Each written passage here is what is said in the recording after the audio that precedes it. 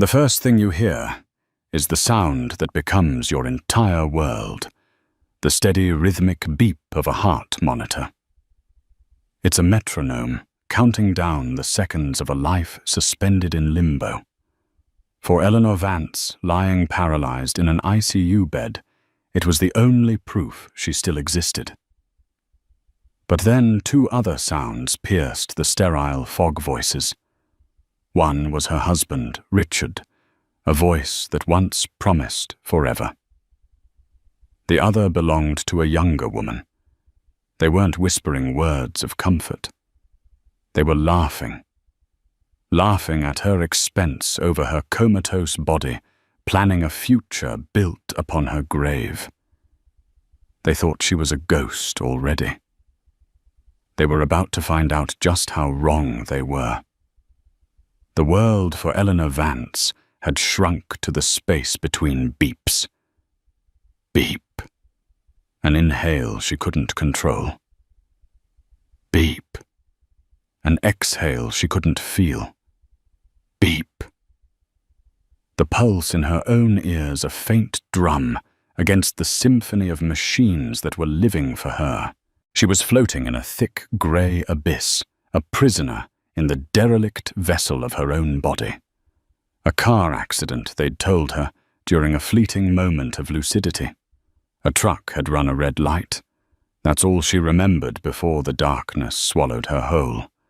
Now the darkness had company. Look at her. Richie. A lilting saccharine voice whispered a sound as cloying as cheap perfume in the sterile antiseptic air of the ICU. She just lies there. It's creepy. That was Chloe Decker. Richard's protégé at Sterling Properties, a girl barely 25 with ambition that burned brighter than her bleached blonde hair. Eleanor had seen the way Chloe looked at her husband, a predatory gleam disguised as admiration. She had seen the way Richard's hand lingered on Chloe's back for a moment too long during company galas. She had known in the way a woman always knows, but had chosen the quiet dignity of denial. Richard's voice, a low baritone that once soothed her to sleep, was now laced with an impatient, cruel amusement. The doctors say it's a miracle she's alive at all. Significant brain trauma. They don't know if she'll ever wake up. Even if she does, she'll probably be a vegetable. More work for me. He sighed, a theatrical sound of a man burdened by a tragedy he was secretly celebrating. A wave of impotent rage, cold and sharp, washed over Eleanor. Vegetable, I can hear you, you bastard. I can hear every treacherous word. But her lips wouldn't move. Her eyelids were leaden shutters. She was buried alive. Chloe made a soft, cooing sound. Oh, you poor thing, having to deal with all this. And right before the Kensington Tower deal is about to close, there was a rustle of fabric, the squeak of a leather chair. He was sitting down. Chloe, she imagined, was perched on the arm of his chair, or maybe even his lap. The thought was a physical blow. Is everything, going to be okay with the financing? With her being like this? Don't you worry your pretty little head about that. Richard chuckled. His voice was closer now, right beside her ear. She could smell his cologne, the expensive sandalwood scent she'd bought him for their anniversary. It smelled like betrayal. Everything is in my name. Well, our names jointly. But as her husband with her incapacitated, I have full control. Power of attorney. It's one of the perks of marriage, I suppose. I sign the money moves. The Kensington deal will make us legends, Chloe. And once she's gone, it will all be ours. Ours. The word was a dagger twisting in a wound she couldn't show. Her entire life with Richard flashed through her mind. She had been a brilliant corporate lawyer at Pierce & Lyle in Chicago, on the fast track to a senior partnership. Then she met Richard Sterling, a charming, ambitious real estate developer with dreams that stretched as high as the skyscrapers he wanted to build. He'd courted her with a relentless passion, convincing her that his dreams were their dreams. He'd told her he needed her mind, her legal acumen, not in an office tower downtown, but by his side, helping him build his empire. So she'd quit. She'd traded her corner office for a role as his unpaid advisor, his strategist, his wife. She had structured his deals, vetted his contracts, and built the legal framework for Sterling Properties, making it an impenetrable fortress. And she had done it all for love. For him. What if she doesn't die? Chloe's voice was a nervous whisper. What if she just stays like this forever, hooked up to these horrible machines? There was a pause. The beeping of the monitor seemed to grow louder, filling the silence. Eleanor felt a cold dread snake its way through her paralysis. "Then we'll have to make a decision," Richard said, his voice dropping to a conspiratorial hush that was more terrifying than any shout. "Dr. Peterson says it will eventually come down to quality of life. As her loving husband, I'll have to make the hard choice. To let her go peacefully. It's what she would have wanted." He stroked her hair. The touch was grotesque, a spider crawling on her skin. She wanted to scream, to recoil, to claw his hypocritical hands away from her. "You won't get the chance," a voice screamed inside her head. A part of her she thought had long been dormant. The sharp, analytical mind of Eleanor Vance, Esquire, began to stir. Chloe giggled a horrid, tinny sound. "You think of everything, Richie. You're so smart." She lowered her voice, thinking she was being discreet. "Is the nurse gone?" "I've missed you." The sound of a kiss, wet and obscene, echoed in the silent room. It was followed by Richard's smug murmur. "Patience, kitten.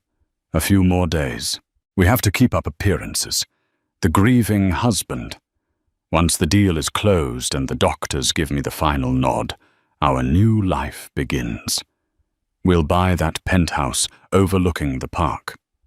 We'll take the yacht to Monaco. Everything she has, everything we built, will be the foundation of our happiness." They continued to talk, their voices a venomous drone, outlining the future they were planning to build on her ashes. They mocked her taste in art, the charities she supported, even the way she organized the kitchen. Each word was a fresh insult, a new layer of humiliation. Eleanor absorbed it all. She let their cruelty soak into her, not as a poison, but as fuel. The grey fog in her mind began to recede, replaced by a crystalline, cold clarity. Richard thought he had full control. He thought her name on the accounts was a mere formality. He had always dismissed her legal structuring as Ellie's little hobby too complex for his big-picture mind. He had signed every document she put in front of him for 15 years, without reading a single clause, trusting her to protect his interests. He had never once considered that she was protecting her own. As they finally rose to leave, Richard leaned over her one last time. "Sleep well, darling," he whispered, his breath hot on her cheek. "Don't you worry about a thing. I'll take care of everything." He and Chloe walked out, their laughter echoing faintly down the hallway. The door clicked shut, leaving Eleanor alone again, with the steady, rhythmic beep. But now the sound was different. It was no longer a countdown to her end. It was the ticking of a clock. And Richard's time was running out. She just needed to wake up. 15 years earlier, the world was a canvas of boundless opportunity for Eleanor Vance and Richard Sterling. Their Chicago apartment, though. Modest, buzzed with an electric energy filled with architectural blueprints spread across the dining table and legal pads covered in Eleanor's precise, elegant script. He was the dreamer. She was the architect, not of buildings, but of the very foundation they stood upon. Eleanor had just made junior partner at Pearson Lyle. She was known for her unyielding diligence and an almost psychic ability to find loopholes and craft ironclad contracts. She loved the intellectual combat of corporate law, the thrill of outmaneuvering an opponent on the pages of a complex merger agreement. Then came Richard, a force of nature with a dazzling smile and a vision for reshaping the Chicago skyline. He saw in her not just a beautiful woman, but a strategic weapon. "Ellie, you're wasted there," he'd told her one night, gesturing passionately towards the city lights from their balcony. "You're making old men richer. With me, with us, we can build something that lasts, something with our name on it. I have the vision, you have the brains to make it bulletproof. We're a perfect team." His ambition was a drug, and she became willingly addicted. The decision to leave her firm was agonizing, a severing of an identity she had meticulously built. But looking at Richard, she saw a shared future so bright it blinded her to the sacrifices she was making. So she took the leap. Her first task was to structure their assets. Richard had a small inheritance and a great deal of debt. He was a brilliant salesman, but a reckless financial planner. He saw money as a tool for the present, not an asset to be protected for the future. Eleanor saw things differently. She saw risk everywhere. Market downturns, predatory partners' lawsuits, and the unpredictable frailties of human relationships. "We need to set up a holding company." "Richard," she explained one evening, sliding a diagram across the table. "A master trust. We'll call it E&R Sterling Holdings. Terms and all assets, all properties. Every share of stock will be owned by the trust, not by us as individuals. It's a shield. It protects our personal assets from any business liabilities." Richard had waved a dismissive hand, more interested in a new design for a cantilevered balcony. "Sounds complicated. Just do whatever you think is best, legal eagle. That's why I have you." He'd winked, patted her on the head, as if she were a clever pet, and went back to his drawings. That condescension, though playful at the time, planted a tiny, cold seed of doubt in Eleanor's mind. It was the first inkling that he saw her contribution not as a partnership, but as a service. Still, she pushed the feeling aside and got to work. She created the E&R Sterling Holdings Trust with a labyrinth of clauses and subclauses that would make a tax attorney weep with admiration. It was a masterpiece of legal engineering. She was the settler, and they were co-trustees. As long as they were together and functioning, they had equal control. But Eleanor, ever the strategist, planned for every contingency. She embedded a series of triggers within the trust's charter tripwires that would shift the balance of power under specific extreme circumstances. She remembered the day she drafted the most critical one. It had been raining a gloomy Tuesday. Richard had just come home, buzzing about a potential investor, but he'd also been careless with his words, making a joke about a friend who'd been taken to the cleaners in a divorce. "You'd never do that to me, though, would you, Ellie?" He'd laughed. "Of course not." She'd smiled back, her heart a little colder than it was a moment before. That night she drafted Clause 11, Section B. She called it the Incapacitation and Fiduciary Duty Clause.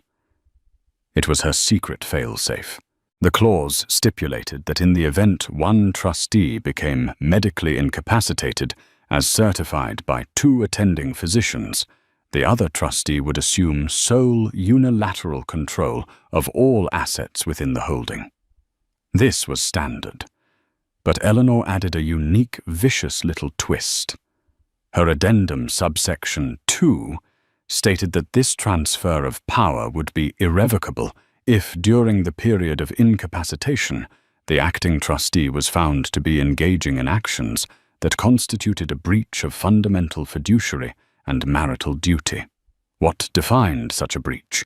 The clause was deliberately brilliantly vague, referencing actions demonstrating gross negligence, infidelity, or intent to cause financial or personal harm to the incapacitated party. Crucially, the activation of this subsection didn't require a court of law. It required only a formal attestation submitted by a legal representative of the incapacitated trustee, along with what the document termed credible supporting evidence. The evidence could be a recording, a sworn affidavit from a witness, or financial records. Upon submission to the trust's designated financial institutions, all control, all accounts, all properties, and all voting rights would be immediately and permanently transferred to a new secondary trust. This secondary trust was her true masterstroke. It was named the Vance Legacy Trust. She was the sole beneficiary and trustee. It was a ghost entity existing only on Napa, in a file in her personal safe, its charter lodged with the bank's most senior trust officer, a man who owed his career to a tip Eleanor had once given him. When she'd finished drafting it, her hands were trembling. It felt like a betrayal of the love she felt for Richard. It was a preemptive strike against a war she hoped would never come. "What's all this?" Richard had asked, picking up the thick document a week later, ready for his signature. "It's the final charter for the holding company," she'd said, her voice calm and even. "It's just standard boilerplate. Protects us from everything. I've put signatory flags on all the pages you need to sign." He'd hefted its weight. "God, you lawyers love your paperwork." He hadn't read a single word. He'd simply flipped through the pages, scrawling his bold, arrogant signature, Richard Sterling, wherever a yellow flag pointed. He was signing his own death warrant and applauding her for her thoroughness. Over the years, the E&R Sterling Holdings Trust grew into a behemoth. It held their penthouse on Lakeshore Drive, the vacation home in Aspen, a portfolio of stocks worth tens of millions, and most importantly, the controlling interest in Sterling Properties, the engine of their wealth. Richard. The face of the company grew more arrogant with each new building that clawed its way into the sky. He forgot that the real power wasn't in the steel and glass he erected, but in the paper and ink she had so carefully arranged. He saw the fortress and thought it was his. He never realized he was just a guest, and she was the one who held every key to every door. Lying in her ICU bed, the memory of that rainy Tuesday returned to her with perfect clarity. The condescending pat on the head, his careless signature on the page, his laughter. He had called her his legal eagle. He was about to find out just how sharp her talons were. Days bled into one another in a monotonous cycle of beeps, hushed medical jargon, and the sponge bath at dawn. For Eleanor, it was a period of intense, silent focus. While her body lay inert, her mind was a whirlwind of activity, rereading every line of the trust charter, planning her moves like a grand master, envisioning a chess game 20 steps ahead. The first and most critical step was communication. She had to reach him. She had to reach Benjamin Carter. Benjamin was more than her former law partner. He was the closest thing she had to a brother. They had started as ambitious associates at Pierce and Lyle together, spending late nights fueled by coffee and a shared passion for the elegant intricacies of the law. He was the only one who had truly understood what she was giving up to join Richard. "Just make sure you're fireproof, Elle," he had warned her, his expression serious. Men like Sterling, They build empires, but they burn a lot of bridges. Don't let yourself be one of them. He was the only other person on Earth who knew about the Vance Legacy Trust. He had been its legal witness. His signature was there right next to hers. Her daily visitor was a nurse named Maria. She was in her late 50s with kind eyes and hands that were gentle, yet efficient. Unlike the other staff who treated Eleanor like a piece of medical equipment, Maria spoke to her. She would recount stories about her grandchildren, comment on the weather, or read passages from a novel she was enjoying.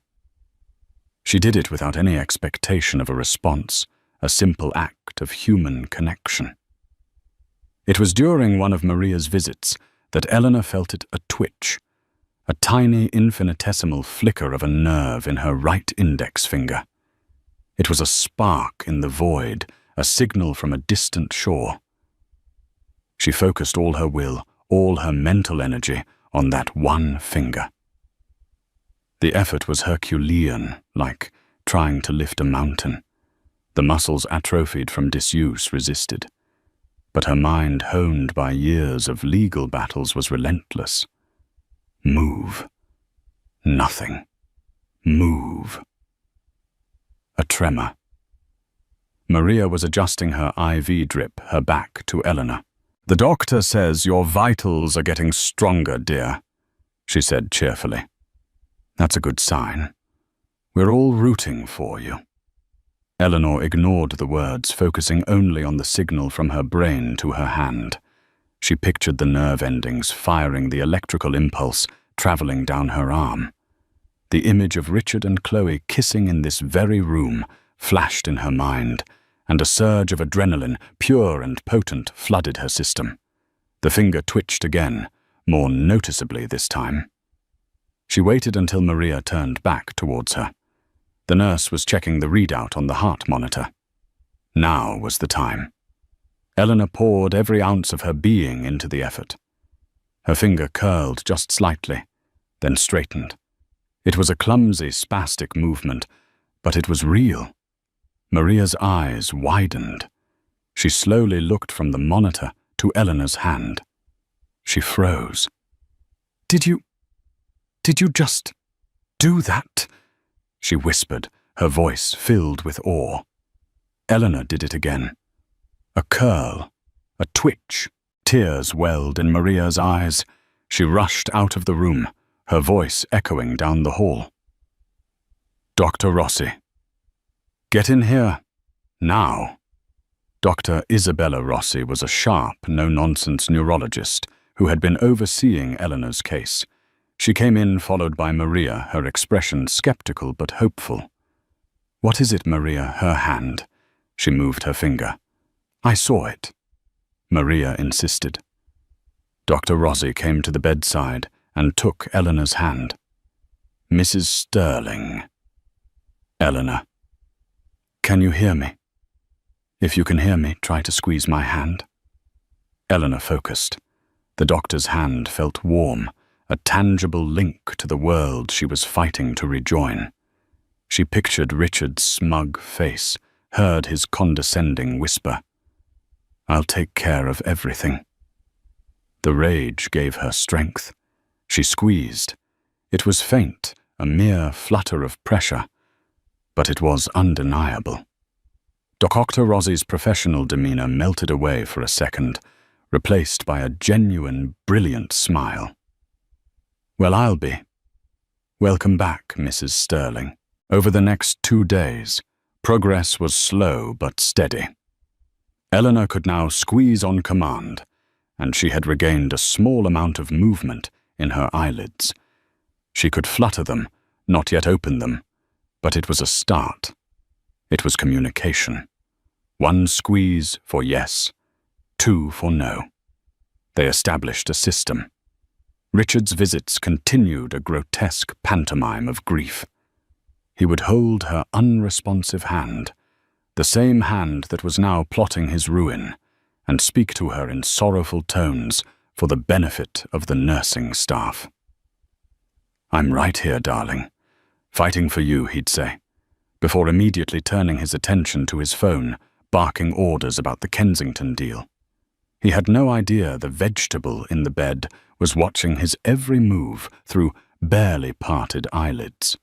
The moment she had been waiting for came on a Thursday afternoon. Richard was out meeting with investors. Dr. Rossi was making her rounds. Maria was by her side. "You're showing remarkable progress, Eleanor, Doctor," Rossi said, making notes on a chart. "We're seeing more activity in the frontal lobe. Your cognitive functions seem to be intact. It's just a matter of the brain re-establishing connections with the body." This was her chance.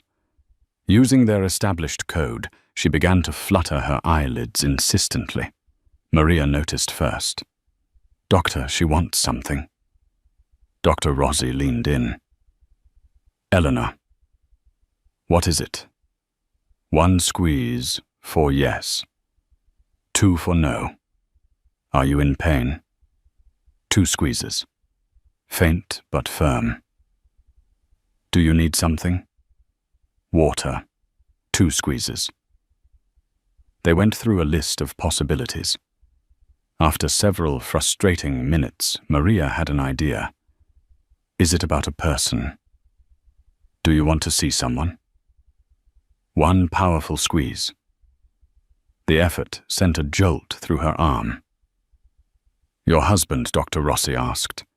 A violent, unmistakable series of 2 squeezes. "No, no, no." Dr. Rossi and Maria exchanged a look. "Someone else, then," Maria said gently. "Can you spell the name?" She began to go through the alphabet, a slow, painstaking process. A B. When she got to B, Eleanor gave a strong squeeze. Then for E. Then N. It took nearly 20 agonizing minutes, but finally the name was spelled out. B-E-N. Ben. Dr. Rossi looked puzzled. "Is Ben a family member?" 2 squeezes. A friend.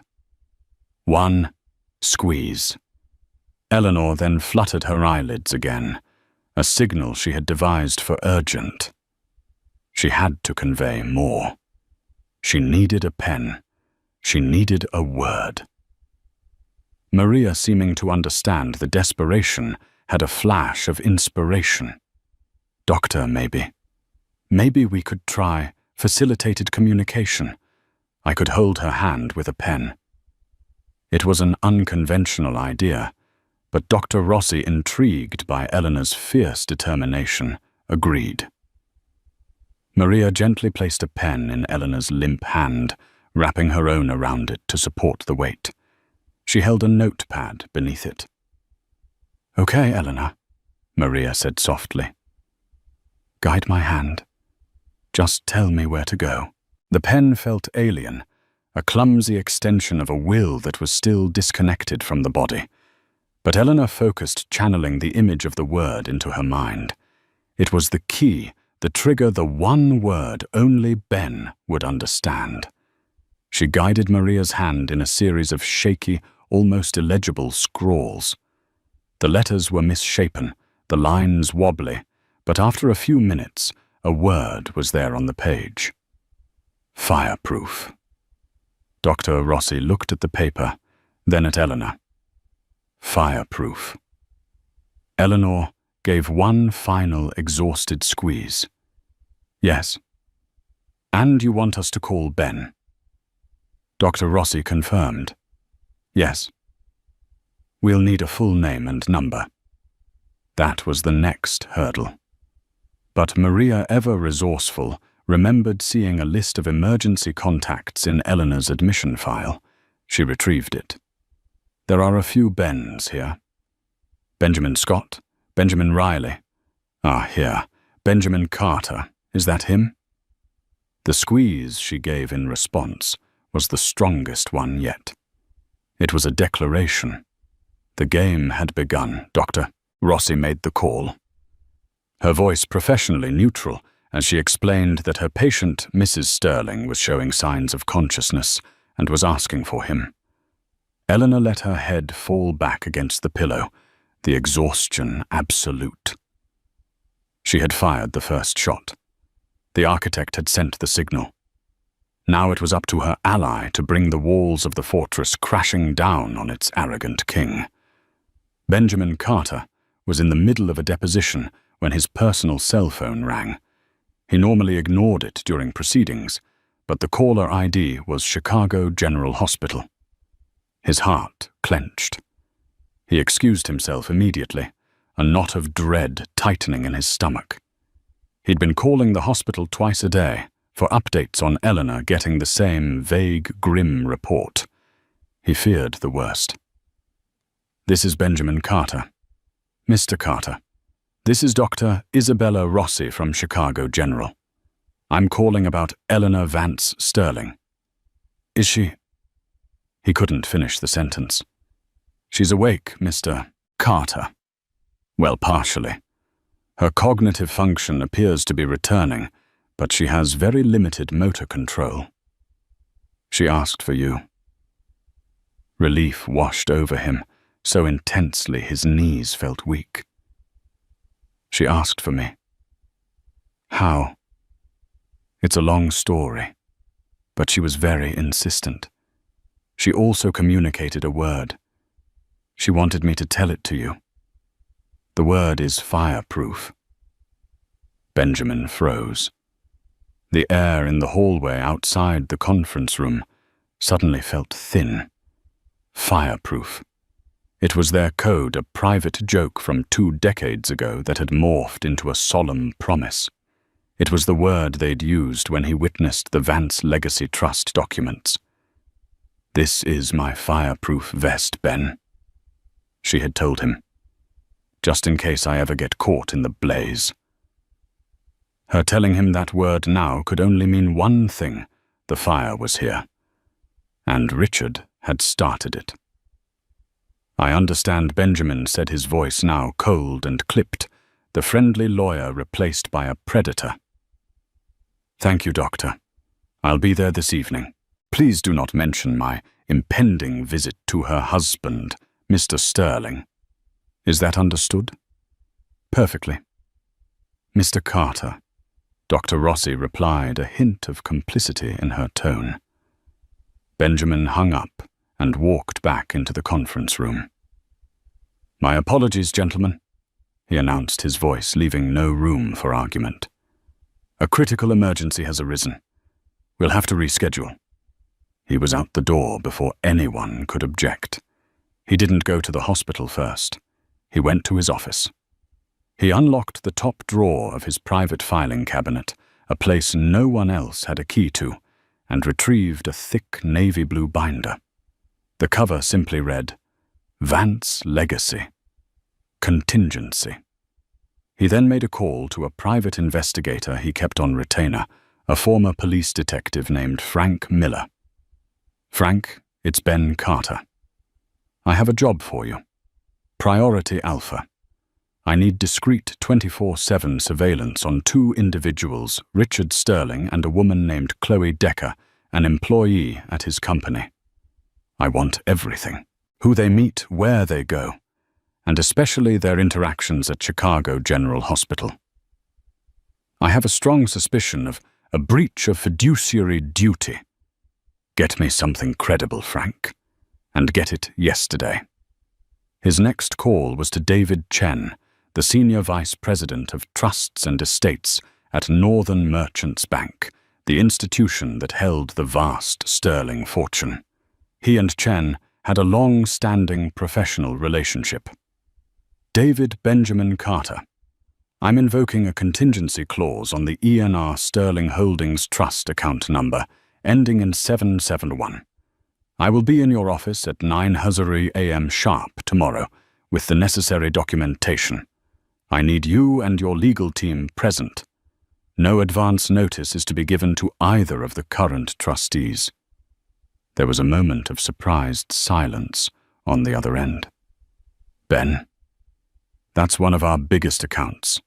Invoking a clause like that without notifying the trustees, it's highly irregular. The circumstances are highly irregular. David, Benjamin said, his tone steely. The Charter allows for it. Read Clause 11 Section B, subsection 2. You'll find I'm well within my rights as the designated legal representative. 9:00 a.m. He hung up. That evening he visited the hospital. He found Eleanor just as the doctor had described. Her eyes were open, and they tracked him as he entered the room. The fierce intelligence in them was unmistakable. He sat by her bed and took her hand. "I got your message, Elle," he whispered. "Fireproof. The plan is in motion. I just need one thing from you. The evidence." Using the laborious yes or no squeezing system, she told him everything. She described the conversation between Richard and Chloe, quoting their cruelest words verbatim. She told him about their plans for the money, for her life, for the future they were stealing. Benjamin listened, his expression hardening into a mask of cold fury. This wasn't just a marital dispute. It was a conspiracy born of breathtaking cruelty. "Is there a witness?" he asked. "A nurse? A doctor?" She squeezed twice. No. They were alone. "Damn it," he muttered. It was her word against his, and she was in no position to testify. But then he remembered Frank. His phone buzzed an hour later. It was Frank. "You're not going to believe this, Ben. Your boy Sterling and the blonde Decker. They're not exactly subtle. I followed them from the hospital to a restaurant downtown, sat 2 tables away, put my phone on the table recording audio. It's not great quality, but it's damning. He's toasting to the imminent closing of the Kensington deal and their new beginning. He talks about his wife's tragic decline and how he'll soon be unburdened. It's all here." Benjamin felt a grim satisfaction. It was enough. It was the credible supporting evidence the clause required. He asked Frank to have the time-stamped audio file emailed to him immediately, along with a sworn affidavit of how and when it was obtained. The next morning at precisely 8:55 a.m., Benjamin Carter, dressed in an impeccably tailored charcoal suit, walked into the hushed, marble-floored offices of Northern Merchants Bank. He was calm, his movements precise. He was a lion entering an arena ready for the kill. He was escorted to a large boardroom where David Chen and 2 of the bank's top lawyers were waiting, their faces a mixture of curiosity and anxiety. Stacks of documents related to the E&R Sterling Holdings Trust were piled on the polished mahogany table.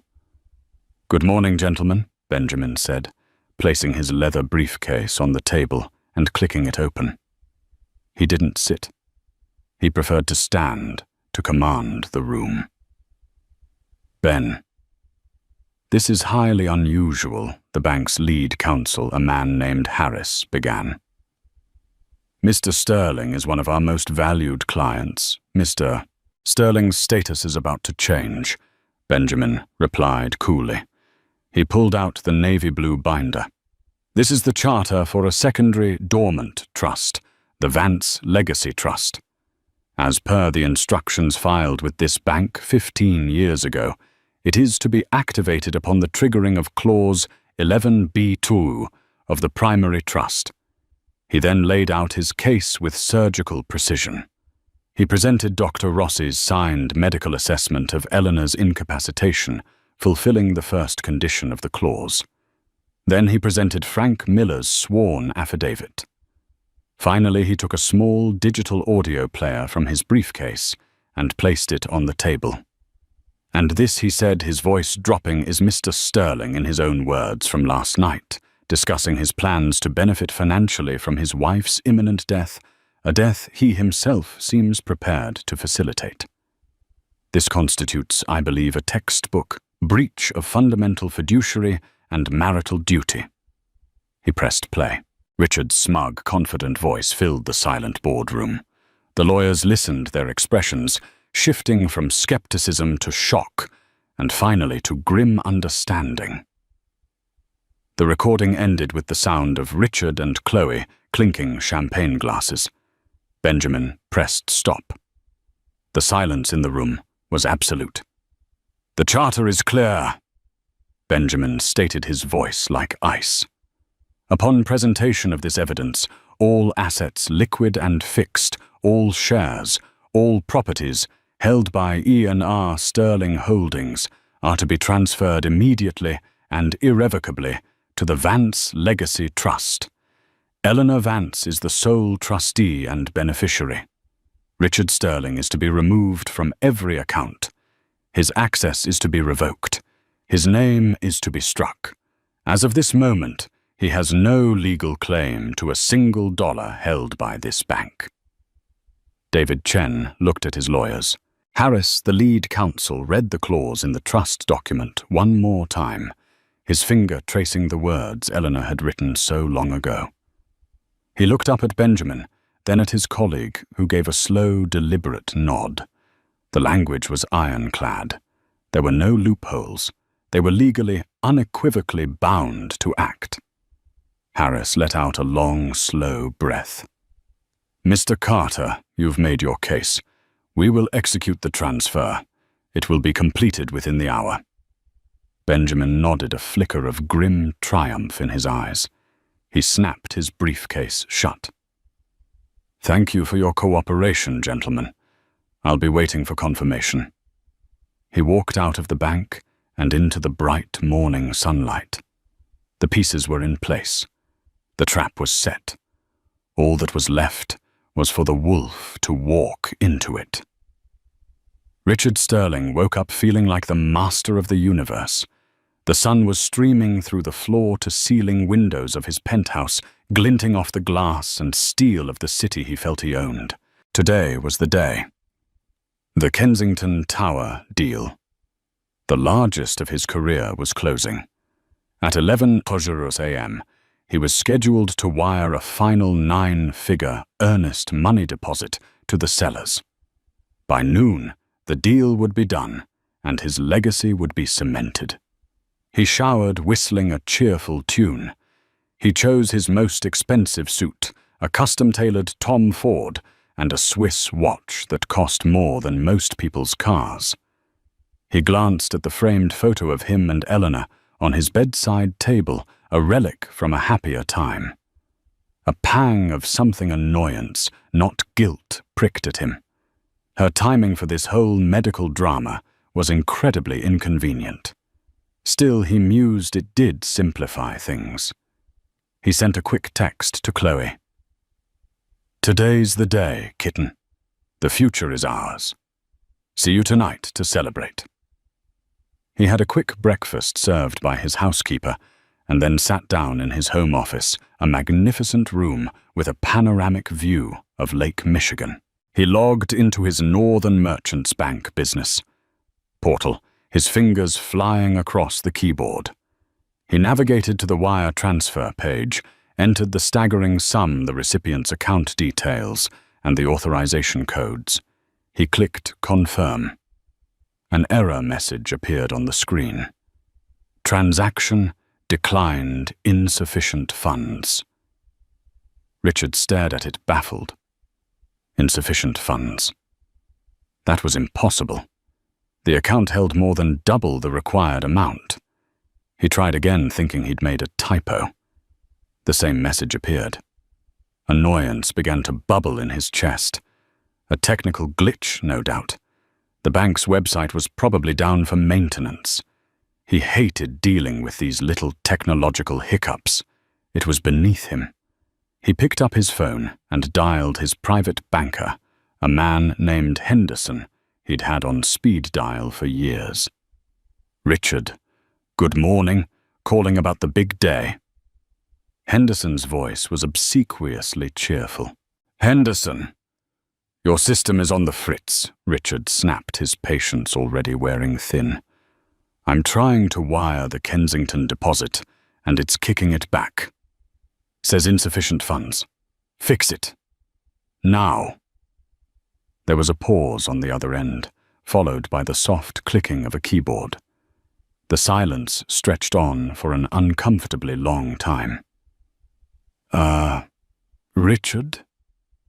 Henderson's voice had lost its confident edge. It was now hesitant, nervous. I'm seeing something very unusual on my end. Your access to the ENR Holdings accounts appears to be restricted. Restricted? Richard barked out a laugh. What are you talking about? I am ENR Holdings. It's my company, my money, unrestricted. I can't, sir. Henderson stammered. The directive came from the top, from our Legal and Trust Division. As of 9:01 this morning, your signatory authority was revoked. The assets have been consolidated into a new trust.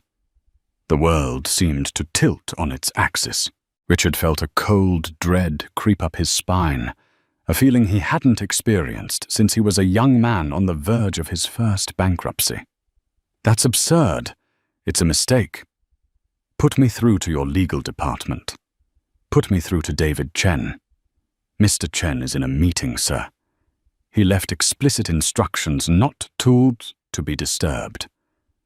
Sir, according to this, the new controlling entity is something called the Vance Legacy Trust.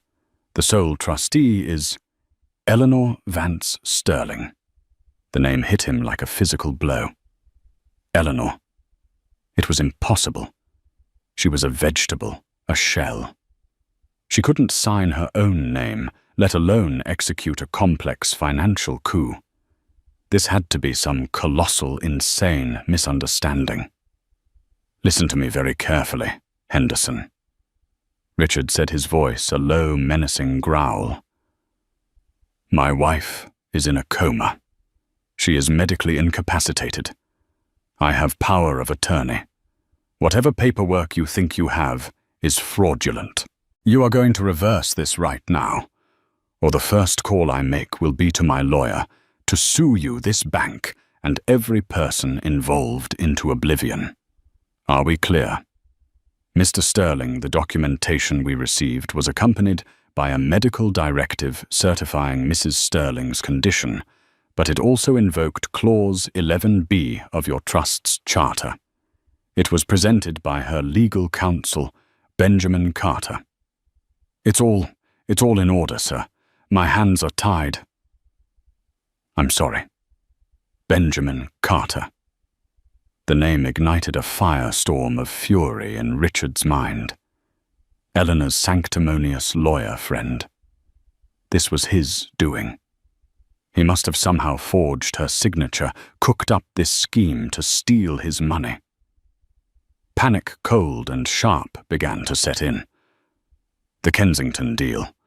The deposit was due in less than 2 hours. If he missed that wire, he would be in breach of contract. He'd lose the deal, forfeit the millions he'd already put down, and his reputation would be in tatters.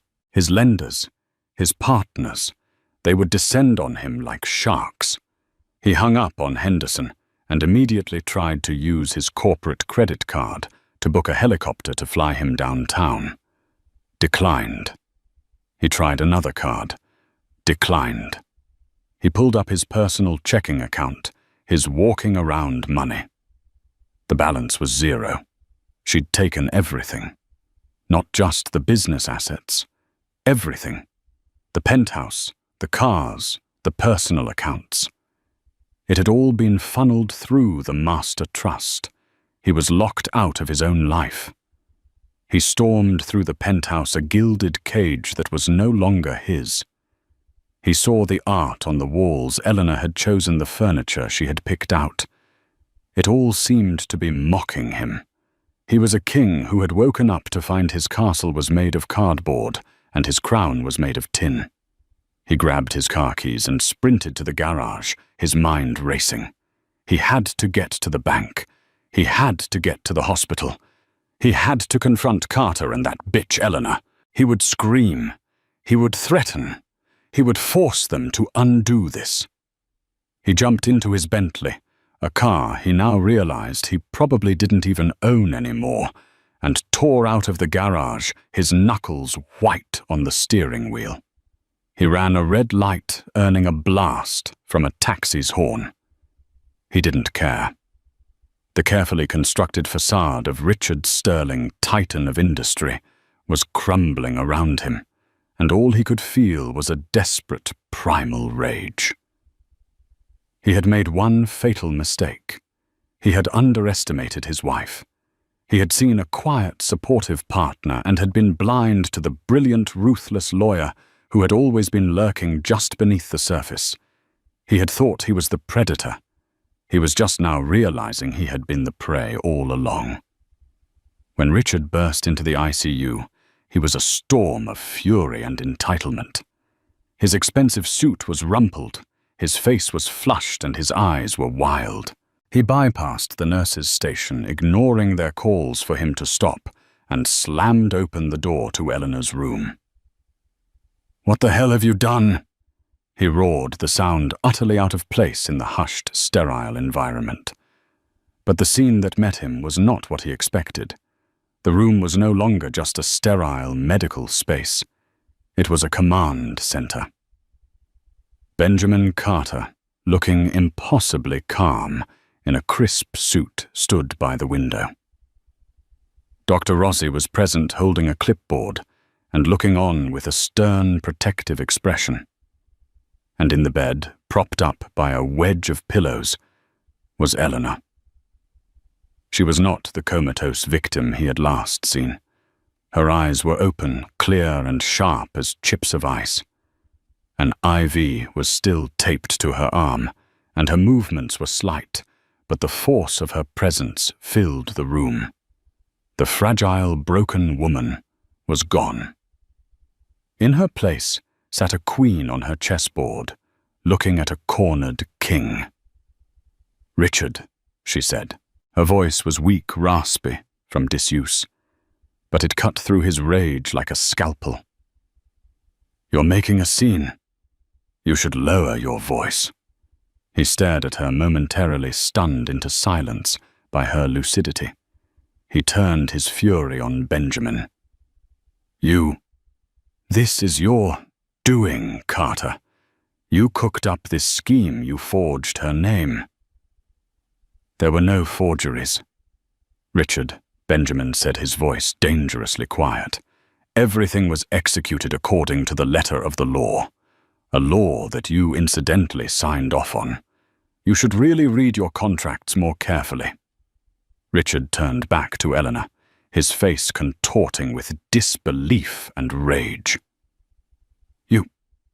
You can't do this. That money is mine. I built that company." "Did you?" Eleanor asked, her voice gaining a little more strength. "I seem to recall structuring the loans. I recall negotiating with the zoning boards. I recall writing the contracts that made your vision a reality. You were the face, Richard. I was the foundation, and you were careless enough to build your entire house on a foundation you didn't understand." She took a slow, deliberate sip of water from a cup a nurse held for her. "I heard you, you know. I heard everything. You and Chloe." Richard's face went pale. "I heard you calling me a vegetable." She continued, her voice devoid of emotion. "I heard you discussing my quality of life and how you'd have to make the hard choice to let me go. I heard you kissing her right there in that chair you're about to lean on. I heard you planning your trip to Monaco with my money. Each word was a perfectly aimed shot." Richard staggered back as if he'd been physically struck. He looked around the room at the doctor, at the nurse, at Benjamin. He saw no sympathy, only cold, hard judgment. He was exposed, his vile hypocrisy laid bare. You were awake," he stammered. "My mind was, and it was working perfectly. It was remembering a rainy Tuesday, 15 years ago, and a very specific clause I wrote to protect myself from a man I hoped you would never become. A clause for a breach of fundamental fiduciary and marital duty. It's a beautifully vague phrase, don't you think? It gives a lot of latitude. Your little bedside chat with Chloe more than met the criteria. Just then the door opened again. A pale, trembling Chloe Decker stood there, trailed by a grim-faced man in a suit whom Richard recognized as the head of his company's HR department. Richard Chloe's voice was a panicked squeak. My corporate cards were all declined. They told me my employment was terminated. The man here gave me this box. She was holding a small cardboard box with a few personal items from her desk. She looked from Richard's ashen face to the woman sitting up in the hospital bed. The power dynamic in the room was palpable and terrifying. She had hitched her wagon to a falling star, and it was dragging her down into the abyss with it. "Get out," Eleanor said, her gaze fixed on Chloe. The words were quiet, but they carried the weight of an executioner's sentence. Chloe flinched, turned, and practically fled from the room. Richard's rage finally gave way to a desperate, pathetic plea. "Eleanor, please," he begged, taking a step towards the bed. "The Kensington deal, my entire career is on the line, everything I've worked for. You can't just take it all away. We built it together. We built it," she acknowledged, a flicker of the old pain in her eyes. "And you tried to steal it. You stood over my comatose body and plotted my death so you could run away with your 20-something mistress. The together part of our story ended then, Richard. As for the Kensington deal, it's no longer your concern. The Vance Legacy Trust now holds the controlling interest in Sterling Properties. I've already been on the phone with the other partners. They were surprisingly understanding when Benjamin explained the situation.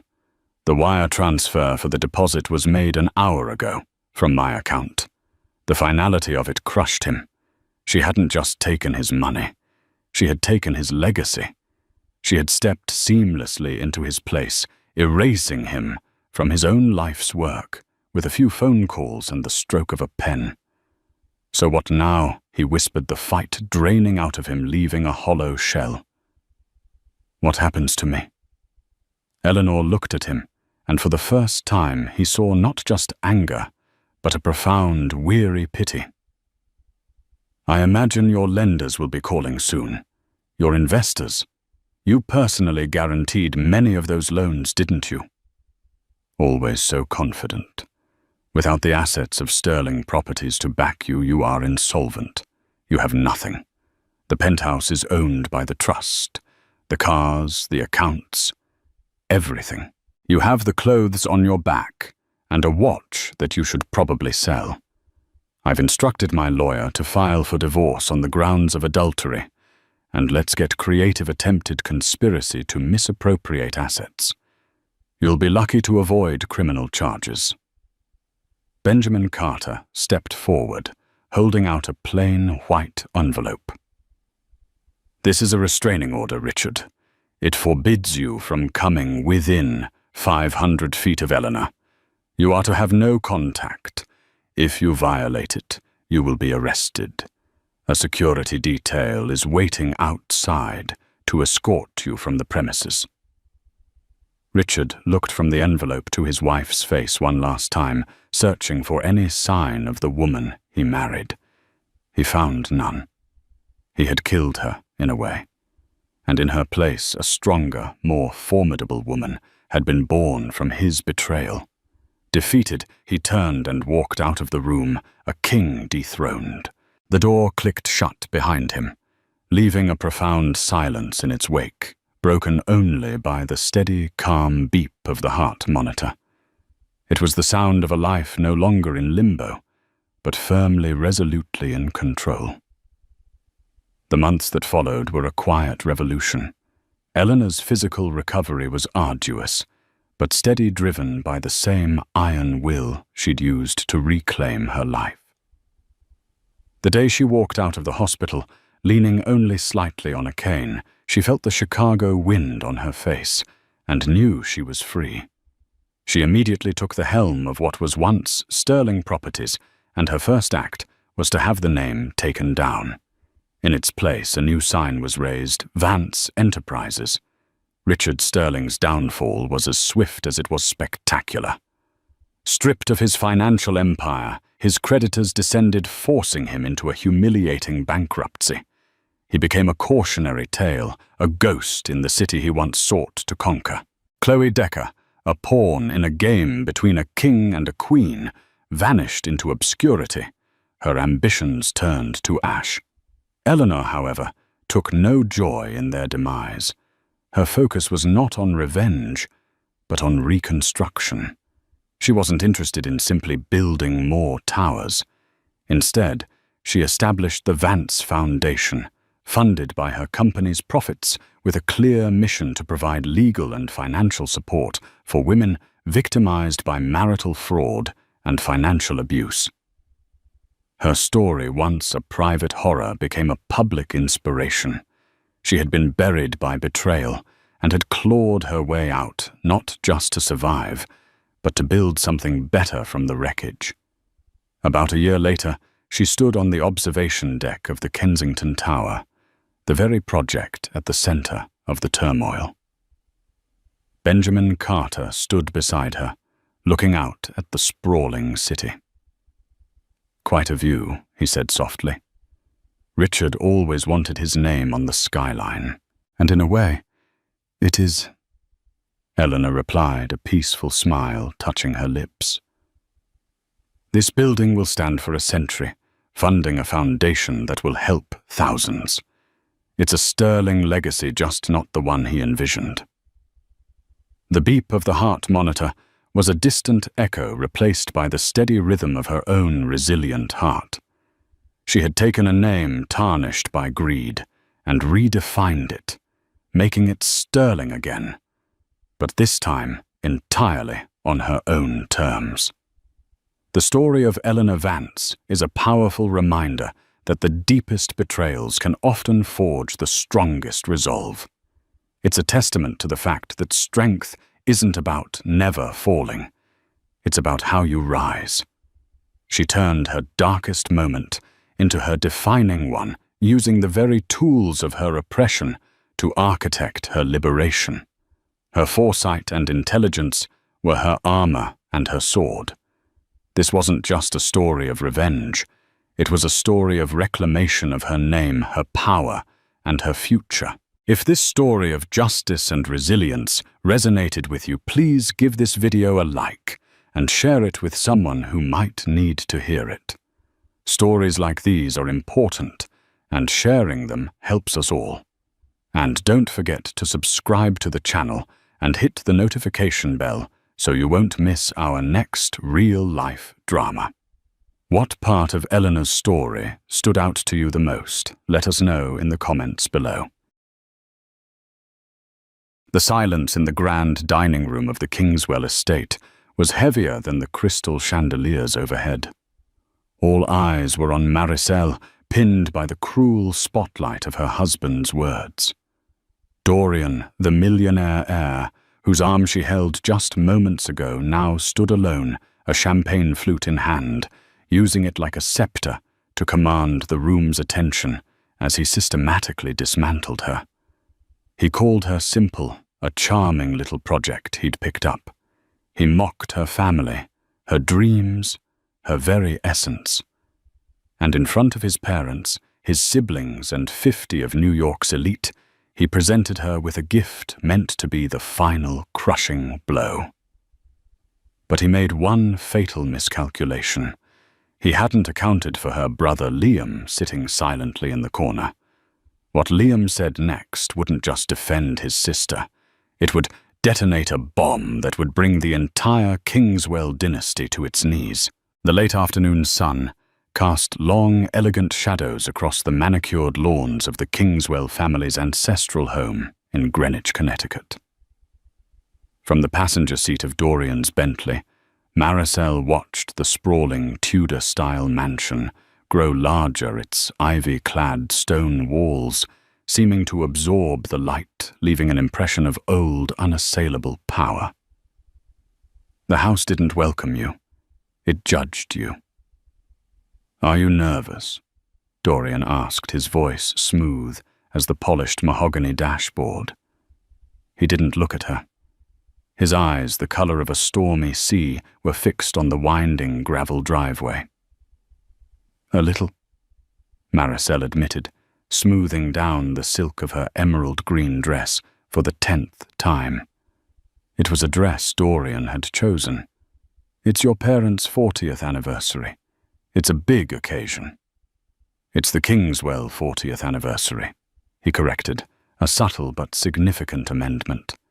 "Everything we do is a big occasion. Just remember what we talked about. Smile, let me do most of the talking, and for God's sake, don't mention your little art projects unless someone asks you directly. And even then, keep it brief. Hobbyist is the word you'll use." Maricel's fingers tightened on her small clutch. Inside it was her phone, with a picture of her latest oil painting, a chaotic, vibrant cityscape she was particularly proud of. She'd wanted to show it to Dorian to see a flicker of genuine pride in his eyes. But she knew better.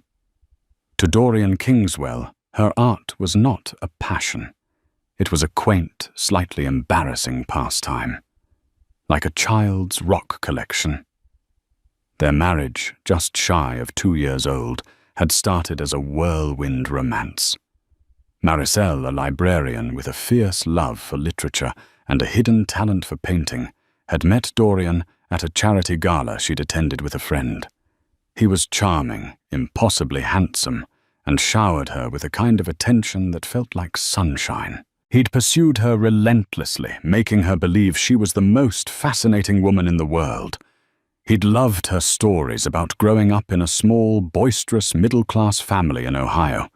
He'd called her real and untainted. The reality she soon learned was that he saw her as a beautiful, unpolished stone he could cut and set to his own specifications. Once the ring was on her finger, the sunshine of his attention became a harsh, interrogating light. Her opinions became naive, her background unrefined, and her family provincial.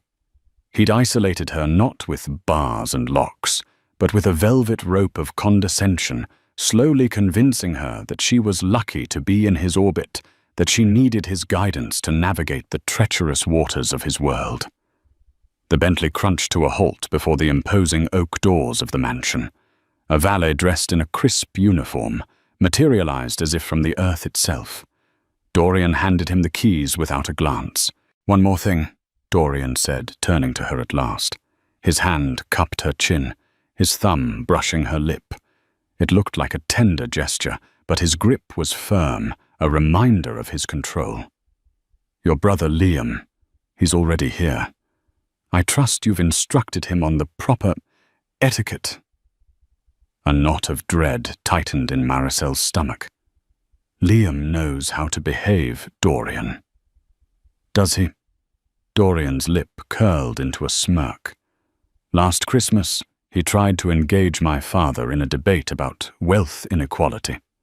At the dinner table. We're not looking for a repeat of that performance. Tell him to stick to safe topics, the weather, sports, anything that doesn't require critical thought." Maricel pulled her chin away, the gesture costing her a significant amount of courage. "My brother is one of the most intelligent people I know. He's a mid-level software engineer from Columbus, darling," Dorian scoffed, adjusting his tie. "His intelligence is functional, not sophisticated. There's a difference. Just keep him in check. I don't want my parents' anniversary ruined by some blue-collar sermon on the virtues of the working class." He exited the car, expecting her to follow. Maricel took a deep breath, the scent of leather and Dorian's expensive cologne filling her lungs. She felt like a doll being positioned in a dollhouse. She got out of the car, the gravel unsteady beneath her heels, and forced a smile as Dorian took her arm, his grip possessive. As they walked toward the great doors, they swung open. There, framed in the doorway, stood Eleanor Kingswell, Dorian's mother. She was a woman carved from ice, draped in Chanel. Her silver hair was coiled into an impeccable chignon, and her eyes, the same stormy grey as her son's, swept over Maricel's dress.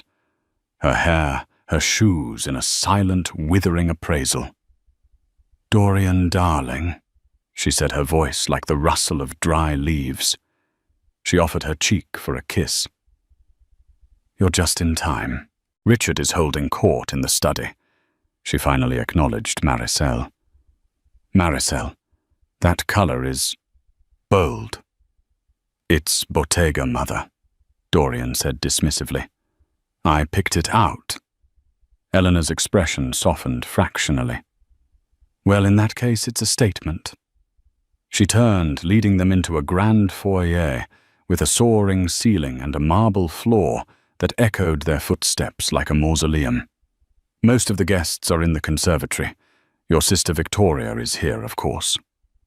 From the arched entrance to the conservatory, Maricel saw him, her brother Liam. He stood alone near a large potted fern, holding a glass of sparkling water, looking profoundly out of place and entirely unbothered by it. He wasn't tall and classically handsome like Dorian. Liam was built more sturdily, with kind, intelligent eyes and a calm, observant demeanor that missed nothing. He wore a simple, well-tailored navy suit that Maricel knew he'd bought specifically for this occasion, probably wincing at the price tag. Their eyes met across the crowded room, and for the first time all day, Maricel felt a genuine warmth spread through her chest. He gave her a small, reassuring nod, a silent message that said, "I'm here." "You're not alone." Dorian followed her gaze, his grip on her arm tightening. "Ah, there's the man of the people," he muttered under his breath, a venomous edge to his tone. "Try to keep him away from the silver." Before Maricel could respond, Dorian propelled her forward into the heart of the viper's nest, the manufactured smile plastered back on her face. The gilded cage had closed around her, and the performance had begun. She could only pray they would all survive the night. The conservatory was a masterpiece of iron and glass, filled with the cloying scent of orchids and expensive perfume. The air hummed with the low thrum of polite, powerful conversation. Men in bespoke suits discussed mergers and acquisitions, while women with surgically perfected faces traded gossip like currency. Maricel felt like a foreign species, an exotic bird with feathers too bright introduced into a flock of sleek, predatory crows. Dorian, in his element, navigated the room with effortless grace. He was a prince in his kingdom. He'd release Maricel's arm to shake a hand, his laughter booming as he shared an inside joke with a hedge fund manager, only to reclaim her moments later, pulling her back into his orbit. Each introduction was a subtle performance of ownership. "This is my wife, Maricel," he'd say, a proprietary hand on the small of her back. "She keeps me grounded." The words were meant to sound endearing, but the subtext was clear to everyone in their circle. "She is my charmingly simple accessory." Victoria, Dorian's younger sister, slinked over to them, a flute of champagne in her perfectly manicured hand. She had their mother's sharp features and none of her restraint. "Maricel, darling," she cooed, air kissing the space beside Maricel's cheek. "I almost didn't recognize you. You look so vibrant. Did you do your own makeup tonight?" The insult was as sharp and thin as a needle. Maricel's smile tightened. "It's good to see you too, Victoria." "Oh, and I see your brother made it," Victoria said, her eyes flicking over to where Liam stood. "How lovely. Does he have to work tomorrow? I hear the tech world is just relentless. All that coding." She said the word coding as if it were a communicable disease. "Liam's company gives him plenty of time off." Maricel said, her voice cooler than she intended. Dorian shot her a warning look. "Victoria, be nice. We must make an effort for family, even the temporary kind." He winked, but the malice was unmistakable.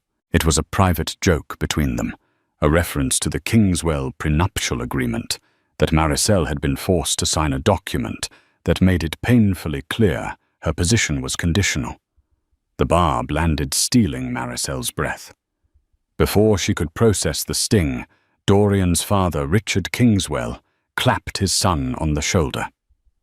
Richard was a portly man whose jovial exterior masked a shrewd, ruthless mind that had built a small manufacturing business into the corporate behemoth of Kingswell Industries. "Dorian, there you are. I was just telling Senator Thompson about your new acquisition. Brilliant move, son. Absolutely ruthless." He beamed, then his eyes fell on Maricel. And Maricel. Lovely. Just lovely. He patted her arm, with a dismissive finality, his attention already back on his son. Maricel felt herself shrinking, becoming invisible. She was a ghost at the feast, a prop in their family portrait. Her gaze drifted back to Liam. He was no longer alone. An older gentleman, someone Maricel didn't recognize, was speaking to him animatedly. Liam was listening intently, nodding, a thoughtful expression on his face. For a moment, she felt a pang of jealousy.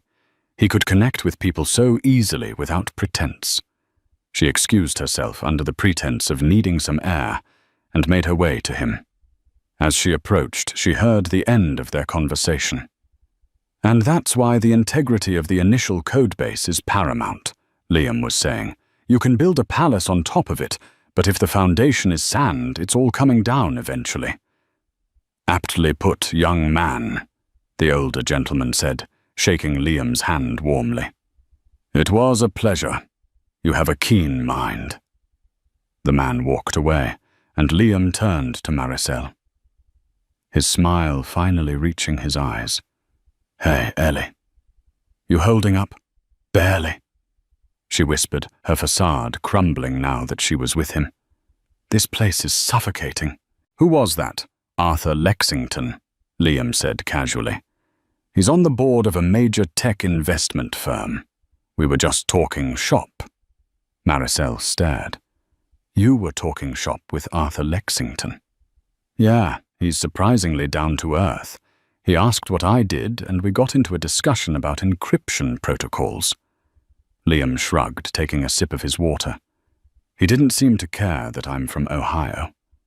The simplicity of it, the normalcy, was a stark contrast to the social minefield she'd been navigating. With Liam, things were just real. "Dorian is in rare form tonight," she said, her voice low. "He warned me to keep you in check." Liam's jaw tightened, the only outward sign of his anger. He looked across the room at Dorian, who was now laughing with a circle of his sycophantic friends, his arm draped possessively around the back of a chair where a striking brunette sat. "That guy," Liam said, his voice laced with a contempt he rarely showed. "He's a peacock, Ellie, all feathers. Take away the name and the money, and what's left. Don't, Liam. Please. Just for tonight, let's not cause any trouble." "Trouble?" Liam's gaze softened as he looked back at her. "I'm not the one causing trouble. Look at you.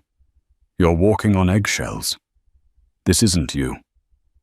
The Ellie I know would be telling that Victoria woman exactly where she can shove her backhanded compliments. The Ellie you know isn't married to a Kingswell," she said, a wave of exhaustion washing over her. "It's different now. I have to be careful." "Careful of what?" "Of them finding out you have a spine." He sighed, running a hand through his hair. "I'm sorry. I know this is hard. But I hate seeing you like this. It's like he's dimming your light."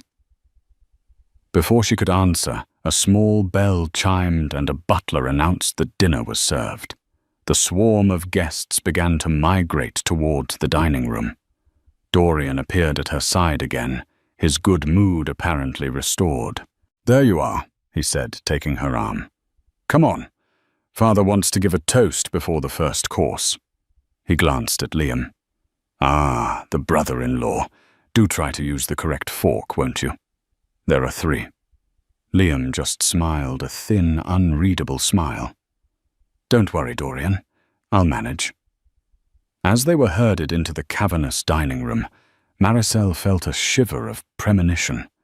The table was an impossibly long stretch of polished mahogany, set with glittering silverware and crystal. A platoon of servants stood silently against the walls. The air was thick with anticipation. It felt less like a celebration and more like a tribunal. She was seated between Dorian and his father. Liam was placed far down the other end of the table, next to a cousin of Dorian's who seemed engrossed in her phone. They were separated, isolated. A deliberate tactic. Richard Kingswell stood raising his glass. He gave a heartfelt, if somewhat generic speech about his 40 years with Eleanor. It was met with polite, warm applause. Then Eleanor stood and said a few words praising her husband's ambition and their family's legacy. Then Dorian stood up. He tapped his glass with a fork, and a hush fell over the room. His eyes scanned the table, and they landed on Maricel. He smiled a wide, predatory smile that didn't reach his eyes. "I, too, would like to say a few words." He began, his voice resonating with confidence. "About family, about legacy, and about the wonderful partners who stand beside us." He paused, letting the room hang on his words. "My father found his perfect partner in my mother, a woman of grace, strength, and impeccable breeding." He turned his gaze fully on Maricel, and the temperature in the room seemed to drop. "And I," he continued, "found Maricel." The storm that had been gathering all evening was about to break, and Maricel knew with a sickening certainty that she was standing right in the center of it. Dorian held the room in the palm of his hand. 50 pairs of eyes belonging to some of the most influential people on the East Coast were fixed on him, and by extension on his wife. Maricel felt like an insect under a magnifying glass, the heat intensifying with every word he spoke. "When I first met Maricel," Dorian said, his tone a perfect blend of feigned affection and condescension, "I was utterly charmed. She was so refreshingly simple. A librarian from Ohio." He paused, letting the quiet laughter ripple through the loyalists at the table. "She didn't know the difference between a Monet and a Manet, or a Bordeaux and a Burgundy. But she had a good heart. A very, very good heart." Every word was a carefully crafted insult, wrapped in the guise of a compliment. He was painting a portrait of her as a clueless waif he had magnanimously rescued from obscurity. Maricel's hands were balled into fists in her lap, her nails digging into her palms. She kept her eyes fixed on her water glass, trying to will herself to become invisible. She could feel the pitying glances from some, the smug satisfaction from others, especially from Victoria and Eleanor. "She brought a certain rustic authenticity to my life," Dorian went on, warming to his theme. He was performing, and this was his grand soliloquy. "She reminded me that there's a whole world out there of people who work 9-to-5 jobs, who worry about mortgages, who think a vacation to Disney World is the height of luxury." More polite, cruel laughter. Maricel risked a glance down the table at Liam. His face was a mask of stone, but his eyes were blazing. He wasn't looking at Dorian. He was looking at her, a question in his gaze. "How much more are you going to take?" She wanted to scream, to stand up and throw her water in Dorian's handsome, smug face. but she was paralyzed by the weight of 2 years of his systematic conditioning. He had convinced her that any emotional outburst would only prove his point, that she was unsophisticated, unsuited for his world. So she sat there and took it a silent, smiling statue of misery. And in her own little way, she tries so hard to fit in, Dorian said, his voice dripping with mock tenderness. She's even taken up a little hobby. Painting. She buys canvases and little tubes of paint and spends hours in her studio creating what she calls art. He said the word art as if it were a child's finger painting. The humiliation was a physical thing, now a hot flush that crawled up her neck and burned her cheeks. The cityscape painting she'd been so proud of suddenly felt foolish, a pathetic, childish endeavor. He was taking the one thing that was hers, the one thing he hadn't managed to control or corrupt, and he was trivializing it in front of the entire world. I find it endearing, Dorian said, his smile widening. It's important for a woman to have something to keep her occupied, isn't it? And in honor of my parents' anniversary, a celebration of enduring partnership, I wanted to give my own partner a little something, a token of my appreciation for all her efforts. He nodded to the butler, who stepped forward, holding a flat rectangular object wrapped in cheap, brightly colored birthday paper. The wrapping was a statement in itself, a stark, deliberate contrast to the elegant, muted tones of the evening. It was something you'd buy at a dollar store for a child's party. The butler placed the package on the table in front of Maricel. The silence was absolute, now thick with a kind of morbid curiosity. Everyone was waiting for the punchline. Her hands trembled as she reached for it. The cheap paper crinkled loudly in the cavernous room. She tore it open, her heart pounding a frantic, painful rhythm against her ribs. Inside was a paint-by-numbers kit. It was a picture of a pastoral scene, a field of cartoonish kittens playing with a ball of yarn. The box proclaimed in cheerful letters, "For ages 6 and up, no talent required." A collective gasp went through the room, followed by a wave of snickers and outright laughter. Victoria let out a high-pitched titter of delight. Eleanor Kingswell's lips pressed into a thin, satisfied line. Dorian just stood there, beaming, basking in the glory of his perfectly executed cruelty. He had not only insulted her passion, he had publicly declared it, and by extension her to be juvenile and worthless. Tears pricked at Maricel's eyes, hot and sharp. She fought them back, refusing to give him the satisfaction of seeing her cry. She looked at the box, at the idiotic, smiling kittens, and something inside her, something that had been slowly dying for 2 years, finally fractured. The gilded cage had become a torture chamber, and she could no longer pretend it was a home. She looked up, her gaze sweeping past Dorian's triumphant face, past his mother's cold smirk, past the sea of mocking and pitying eyes, until she found Liam. He was no longer looking at her, his eyes cold and hard as chips of granite were locked on Dorian. The mask of calm had finally fallen away, replaced by an expression of pure, focused rage. He had pushed his chair back slightly from the table, his body language coiled and ready. Dorian, still enjoying his moment, finally seemed to notice the shift in atmosphere, the sudden deadly quiet that had fallen over the far end of the table. He followed Maricel's gaze to Liam. "Is there a problem?" Dorian asked, his voice still laced with arrogance but now with a hint of irritation.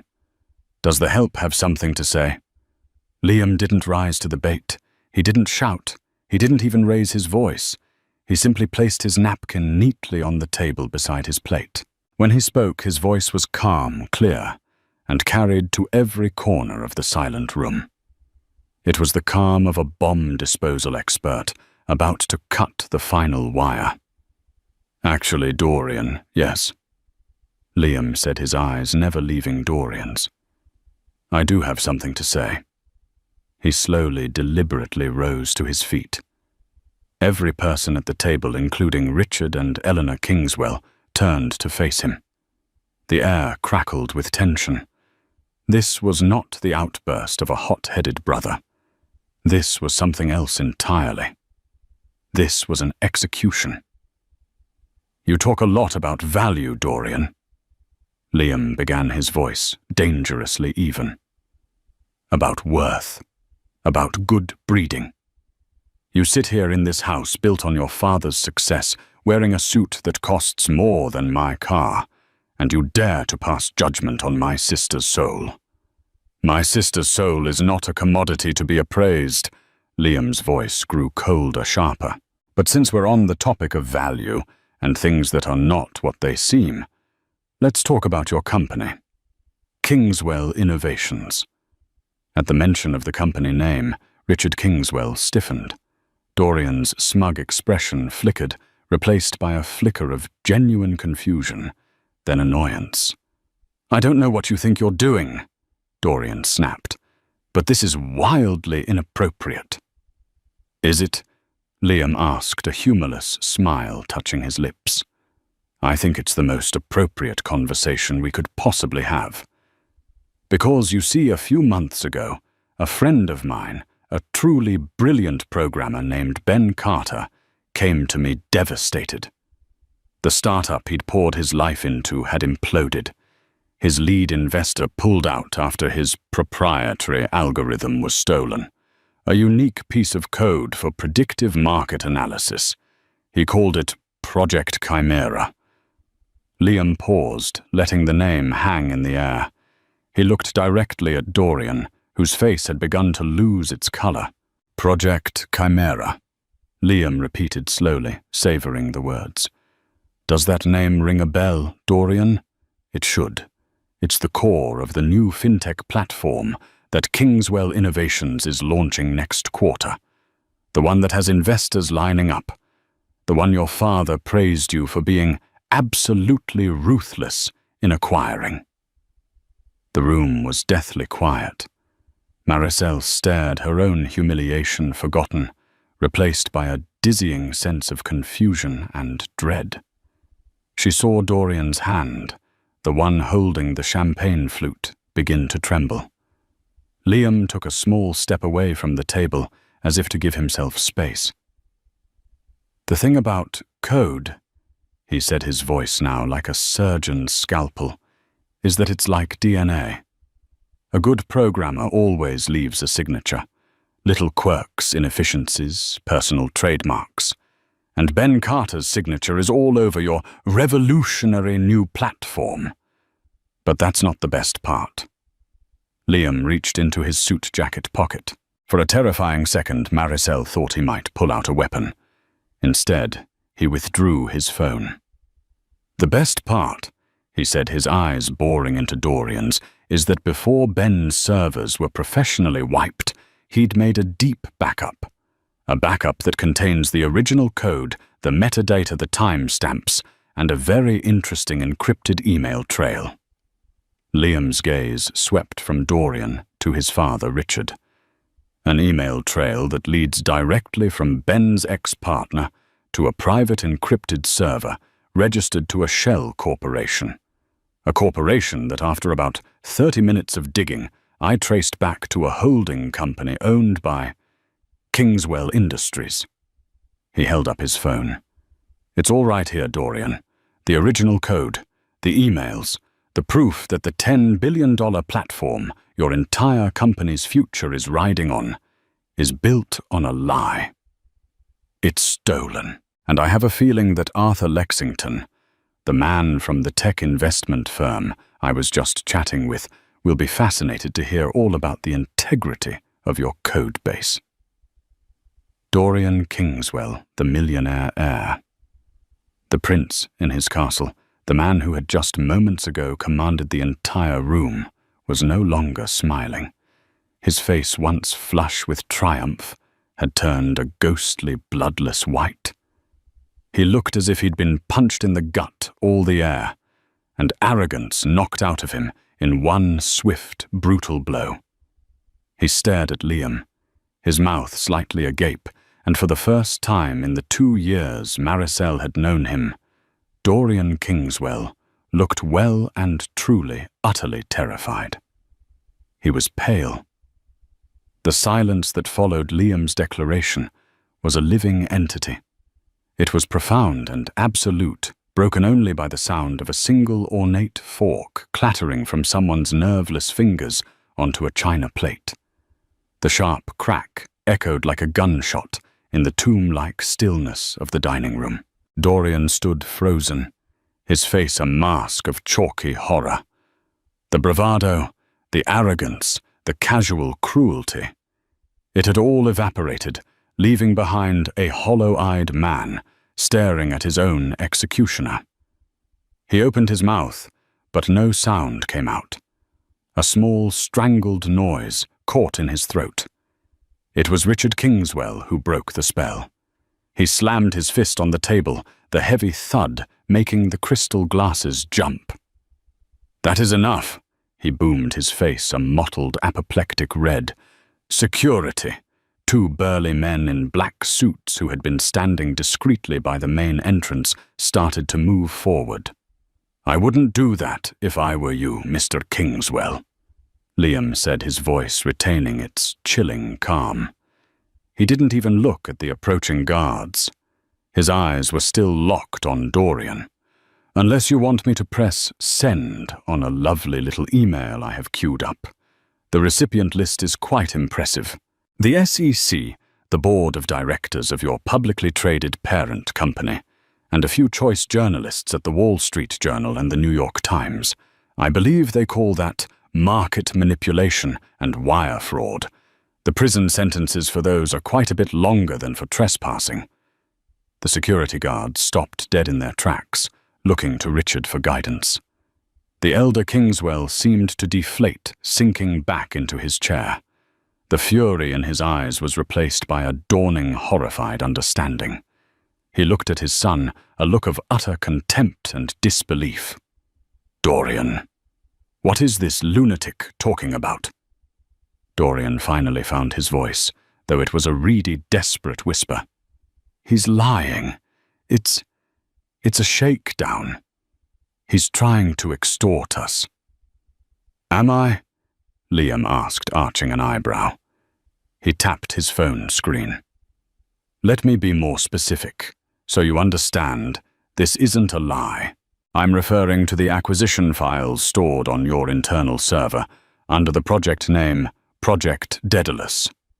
The purchase was from a holding company called Innovest Solutions, registered in the Cayman Islands.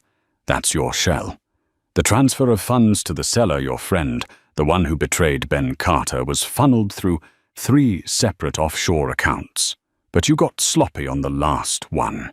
You used a subsidiary of a Kingswell Industries partner bank to finalize it. The digital transaction record has a routing number that traces back here, to your family office. Each detail was a nail being hammered into Dorian's coffin. Liam wasn't bluffing. He had done his homework. He had the receipts. The functional, unsophisticated software engineer from Ohio had just dismantled a multi-billion-dollar corporate conspiracy in under 5 minutes. Eleanor Kingswell, who had watched the entire exchange with a look of icy disdain, finally spoke. Her voice was thin and brittle. "Get him out of my house. He's not going anywhere," a new voice said. The voice was quiet, but it cut through the tension with absolute clarity. It was Maricel. She had risen to her feet, her own chair pushed back. The tears that had threatened to fall were gone. The humiliation she had felt just minutes ago had been burned away by the fires of Liam's revelation, replaced by a cold, hard clarity.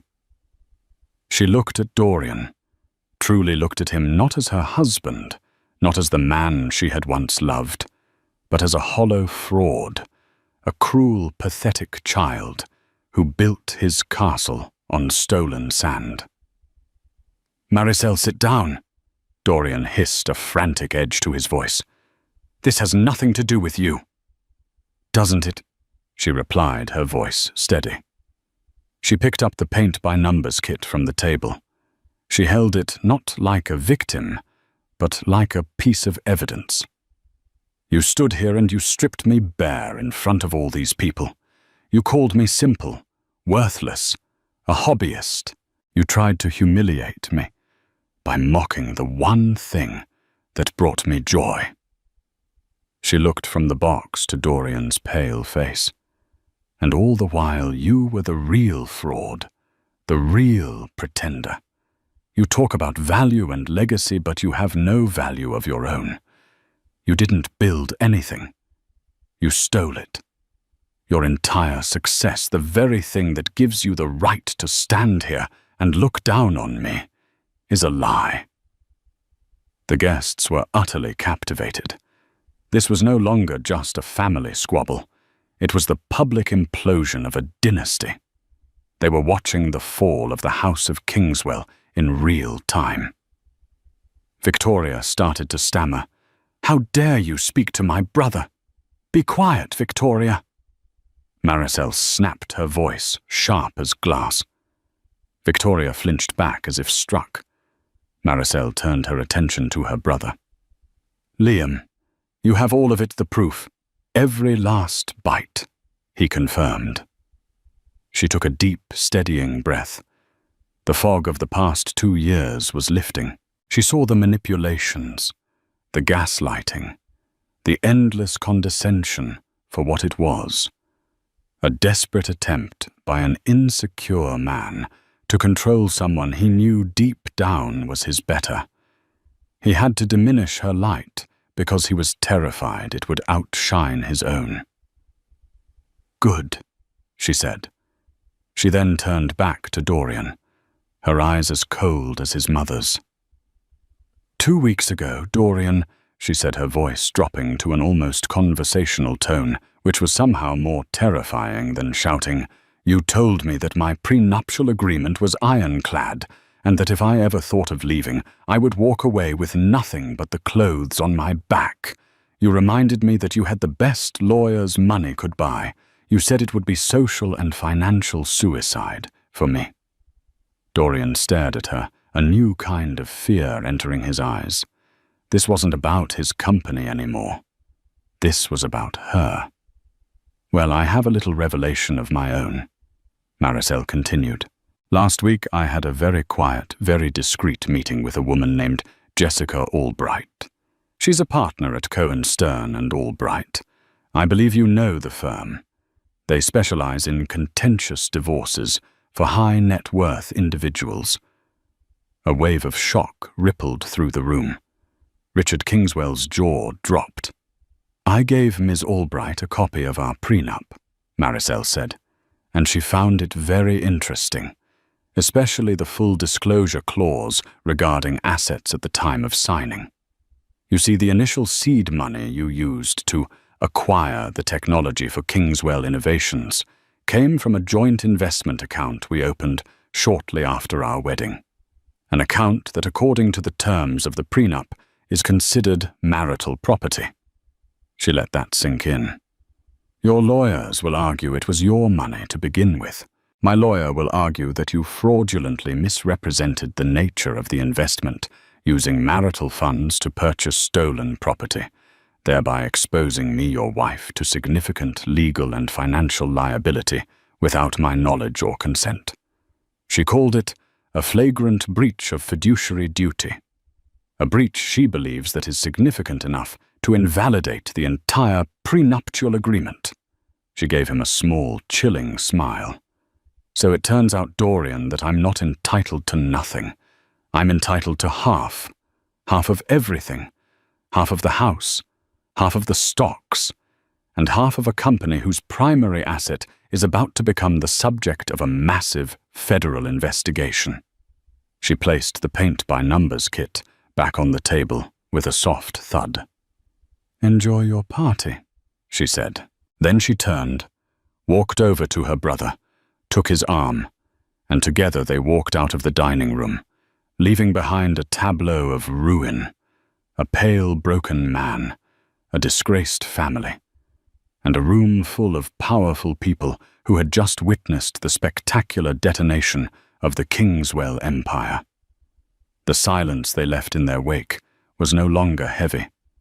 It was the hollow sound of absolute devastation. The walk from the dining room through the grand foyer and out the imposing oak doors felt like surfacing from a deep, murky dive. Each step Maricel took alongside Liam was a step back into the clean, breathable air of her own life. The sound of their shoes on the marble floor was crisp and defiant. Behind them, a muffled uproar began to erupt, the sound of a carefully constructed world shattering. But they didn't look back. Once outside in the cool, damp night air, Maricel let out a breath she felt like she'd been holding for 2 years. The adrenaline was still pumping through her veins, a dizzying cocktail of terror, rage, and exhilarating freedom. "Are you okay?" Liam asked, his voice laced with concern, as he guided her down the stone steps. "Okay." She stopped and looked at him, a wild, incredulous laugh bubbling up from her chest. "Liam, I don't even know what I am. I feel like I just woke up from a coma." "You were incredible in there, Ellie," he said, his hand squeezing her arm reassuringly. "Absolutely incredible. I was just going to expose him.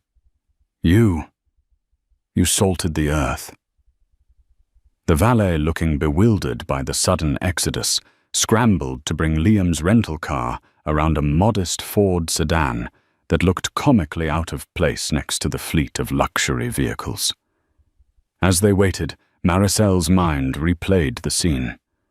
Dorian's pale face, Richard's apoplectic rage, the stunned silence of the guests. "How did you know Liam?" she asked, her voice quiet. "About all of it, Ben Carter, Project Chimera, all of it." Liam leaned against a stone balustrade, the manicured gardens stretching out behind him into the darkness. "Ben and I go way back. We were roommates in college. He's a genius, but a trusting one. When he told me his work was stolen, he was broken. He mentioned his ex-partner had been talking to some East Coast money, and that the guy was arrogant, came from an established family. A bell went off in my head." He shook his head, a look of disgust on his face. "So I started digging. It wasn't hard. Dorian thinks money can buy silence, but in the tech world, secrets are just data, and data always leaves a trail. It took me about 2 weeks of late nights to piece it all together. I was going to go to the authorities directly, but then you told me about this anniversary party. I knew I had to be here. I couldn't let you walk into that viper's nest alone. I just didn't realize he was going to hand me the perfect opportunity on a silver platter." The Ford pulled up its headlights, cutting through the gloom. They got in the simple cloth interior, a welcome comfort after the cold opulence of the Bentley. As Liam pulled away from the Kingswell estate, its brightly lit windows looking like the eyes of a dying beast, Maricel finally let the tension in her shoulders release. "The lawyer, Ellie," Liam said, as he navigated the winding country roads back toward the highway. "Jessica Albright. Were you serious? Have you really been planning this?" This was the part Liam didn't know, the part she hadn't told anyone. Maricel turned in her seat to face him. "Yes," she said softly.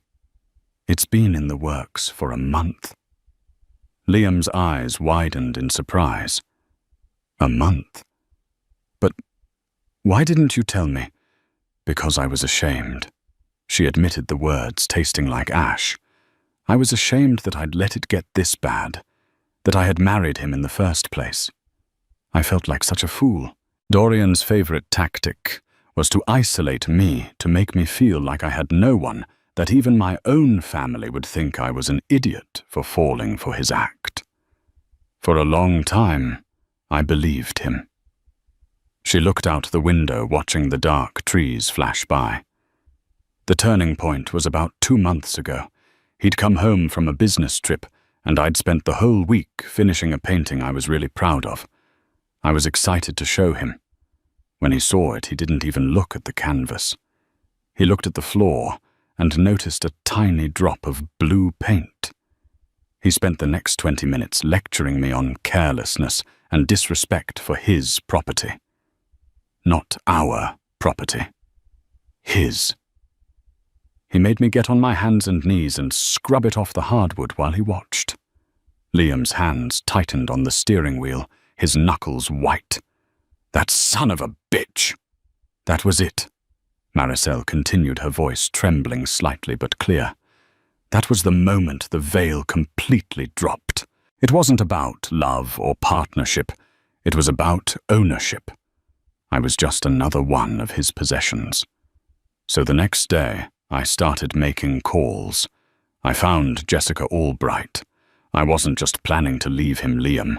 I was planning to dismantle the legal and financial cage he'd built around me. Your bombshell tonight. It just accelerated my timeline. It gave me the cannon I needed for a war I was already planning to fight with a pistol. This was the twist. She had not been a damsel in distress waiting for a white knight.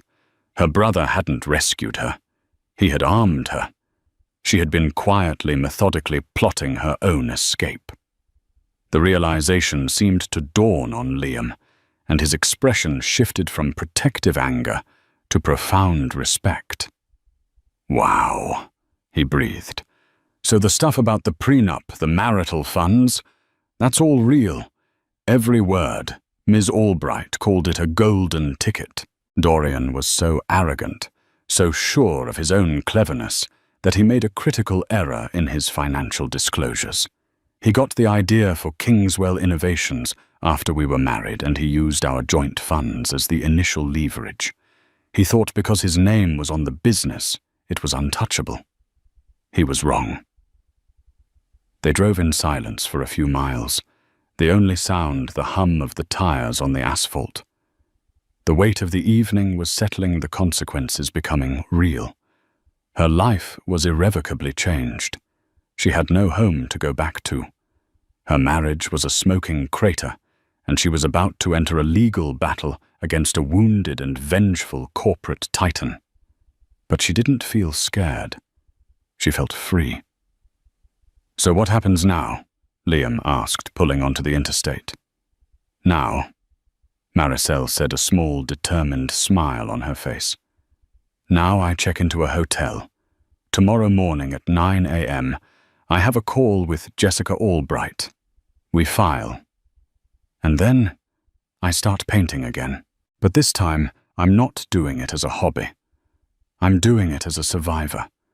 She reached over and put her hand on her brother's arm. "Thank you, Liam. You gave me my voice back tonight." He looked over at her, his eyes shining in the dashboard lights. "No, Ellie," he said, his voice thick with emotion. "You had it all along. You just needed to decide to use it." As the distant lights of New York City began to glow on the horizon, Maricel knew he was right. The story wasn't about a millionaire husband humiliating his wife. It was about a woman rediscovering her own worth and a brother who held up a mirror to help her see it. The war was just beginning, but for the first time in a very long time. Maricel Kingswell, soon to be Maricel Thorne, again knew without a doubt that she was going to win. The year that followed was a tempest. The Kingswell family, true to form, did not go down without a fight. They unleashed a legal and public relations onslaught. Their high-priced lawyers filed countersuits, alleging extortion and defamation.